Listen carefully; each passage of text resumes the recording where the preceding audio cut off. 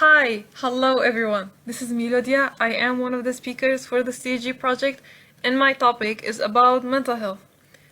Just a disclaimer, I'm not here teaching anyone anything. I don't have the recipe for happiness, unfortunately. This is just me simply giving awareness to one of the least talked about topics that concerns everyone.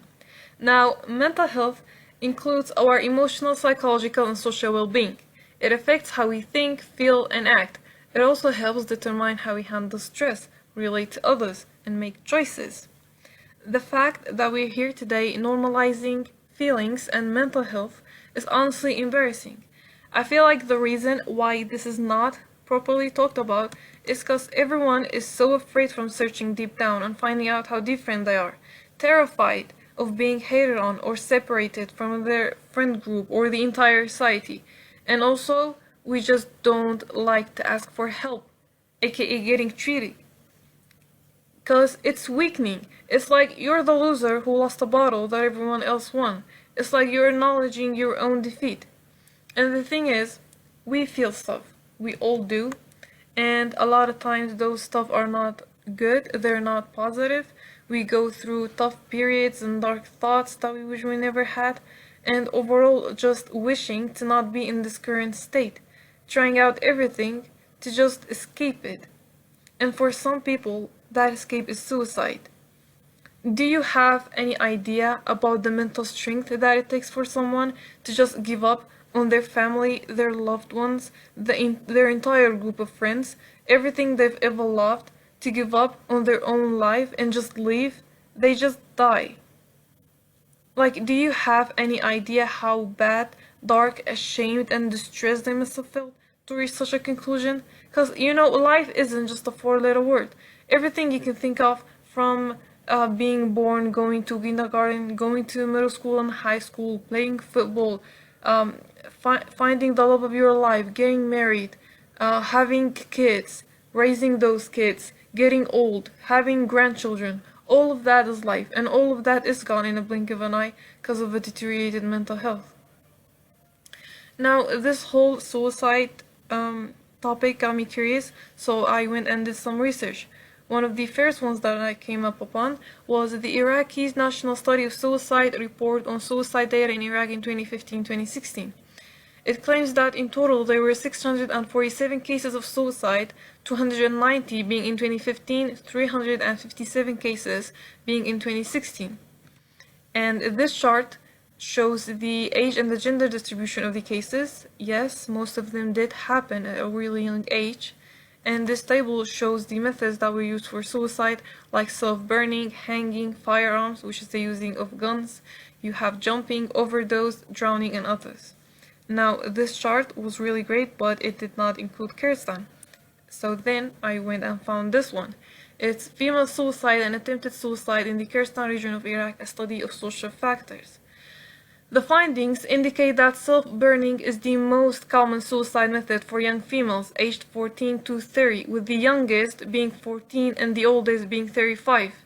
Social factors like traditional marriage, family conflicts, conflict with in-laws, domestic violence, love affairs, social isolation, gender discrimination, women's freedom, continuing education, taking revenge, culture, and traditions are the main drivers for the female suicide attempters.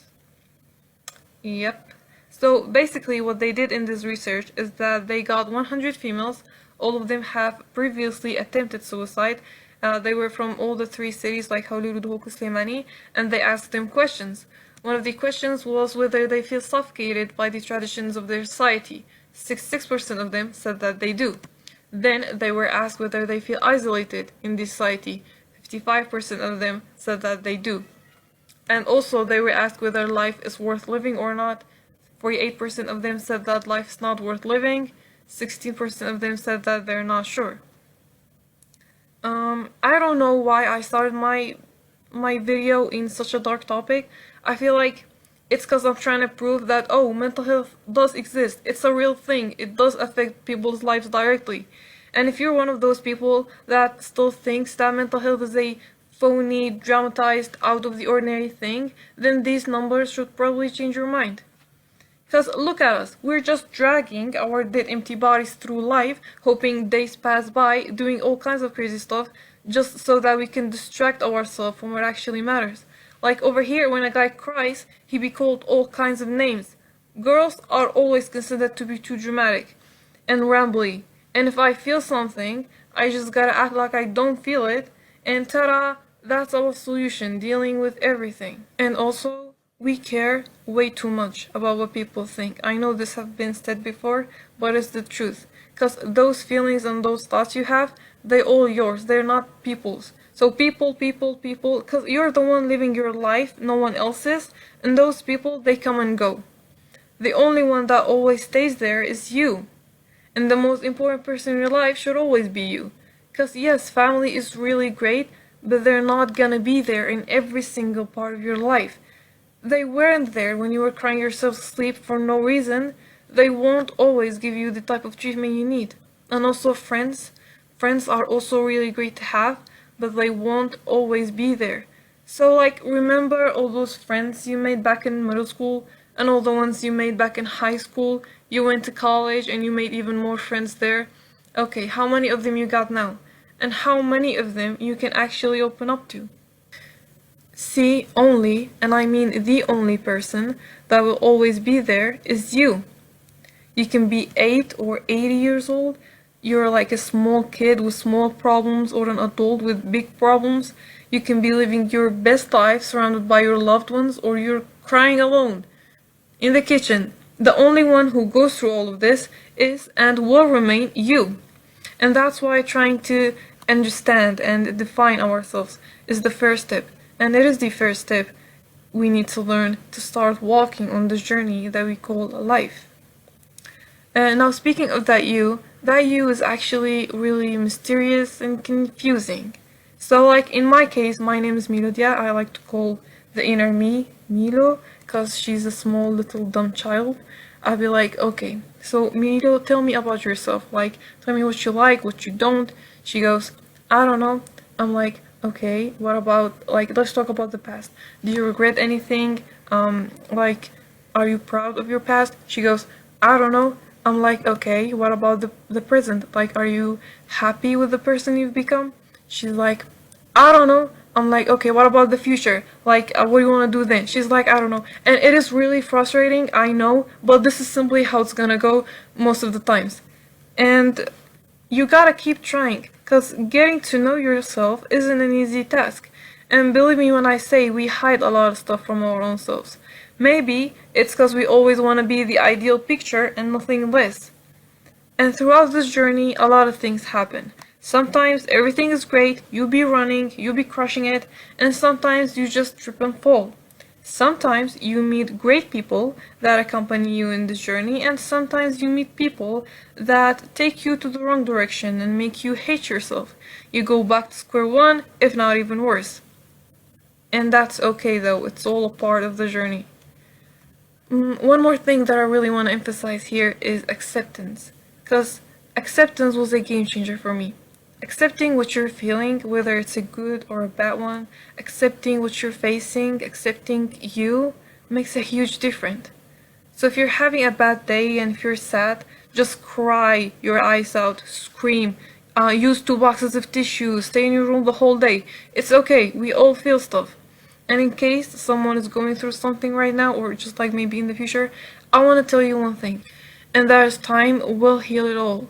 And even if it didn't, your surroundings will change for sure, and that alone is enough to look forward to. And also, if you're having a not so bad day, then make sure to show it. Dance around, go and kiss everyone, show your loved ones that you love and appreciate them. Okay, one last thing. I just want to say that yes, a lot of things I say may sound easier said than done, but you can't expect to go from your current intricate, like, kinda hate yourself to completely loving yourself overnight.